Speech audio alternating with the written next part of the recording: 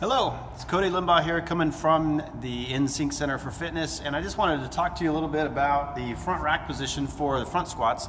We've got them coming up tomorrow in the gym, so I think this might help you out if you're coming into the gym tomorrow, or if you're working out on your own and want to get better at your clean and jerk, or your cleans, or your power cleans, or your front squats in general. The front rack position is really important to get that bar as close to your center of mass as possible. And I see a lot of people struggling with this, especially guys, and especially bigger guys or not as young guys, where the bar will slip forward a little bit. And every time that bar slips forward, of course, it's creating a bigger and bigger leverage for you to have to overcome to keep your posture upright. So having that bar back as close to your center of mass is really important. That means it's got to be up on the shoulders. So when we're in that front rack position, it's going to look something like this, where that bar is making contact with your shoulders. And in that position now, if I move my hands out of the way, that bar does not change position. It's on my shoulders, right? So as I squat, do whatever, it's there. Now, you see the way I put that back because I got my hands out of the way. I had to put them back like this. So you may be asking, well, Cody, why don't you just do that to begin with, bodybuilding style front squat? Well, if you're just working the front squat for quads and some upper back strength, and to work in that bodybuilding style, there's nothing necessarily wrong with that. The problem with that, though, is first of all, you're never going to get better at your cleans and your power cleans if you do that way. You can't necessarily get that clean and then catch it like that. That's not going to work too well. It would be impressive, but it's not going to be the best. So to get into that catch position for the cleans, you need to work your front squat this way. Not only that, but if you don't care about doing cleans, you might care about things like carpal tunnel. And I tell you what, I've seen a lot of people improve things like carpal tunnel syndrome. Actually, my wife was actually scheduled for a surgery, and about that time started doing a lot of front squats, power cleans, and that kind of thing back in the day when we first started CrossFit.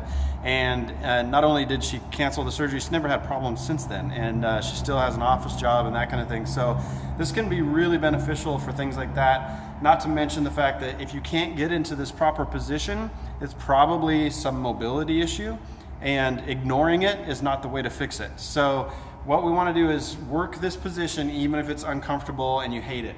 Now, if you're really experiencing some pain and you can't get into this position very well, then what I recommend is trying to work as your warm-up sets, get into the best position you can, continue to try to work that position as long as you can stand it, but then to get the best workout possible, then maybe for your heavy working sets, go ahead and just transfer over to this bodybuilding style if you have to, okay?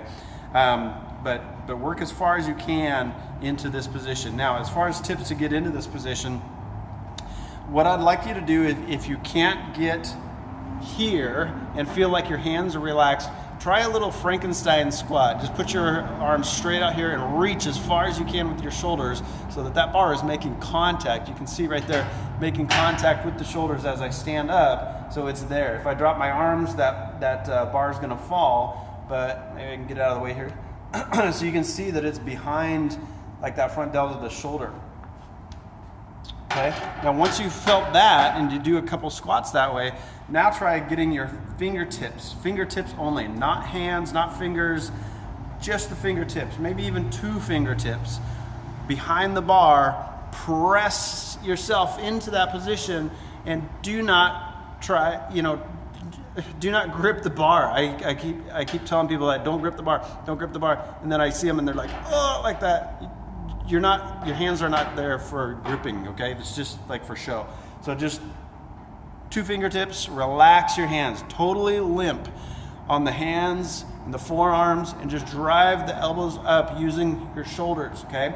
Now from that position, whether I have my hand under it or not, the bar doesn't change positions, okay? Get back under there for you. So in that position now, my elbows are in the same position whether my hands are there or not, okay? So just practice that position, getting under the bar, use the rack for leverage. And that's my final tip here, is besides the Frankenstein squat, so you can get a feel for where it is, use the rack for leverage. When you're doing cleans, you don't have that luxury. You're catching it, and you're gonna catch it in the best position you can. But while you're doing front squats out of a rack like this, you can use the rack for leverage. So you get your fingertips here, you push yourself under, and I'm pushing my body weight forward, using this rack as leverage to push that bar as far back onto my shoulders as I can. It's even choking a little bit. It's okay. It'll be all right, I promise. You get up here and work that position as well as you can, okay? So that's my tips for the front rack position. If you cannot get into that position, a lot of times people say, well, my wrists aren't flexible enough. It's not your wrists that's the problem. It's actually more likely to be your thoracic spine or your shoulder blades, and that mobility to be able to move apart and forward for the shoulders here, okay?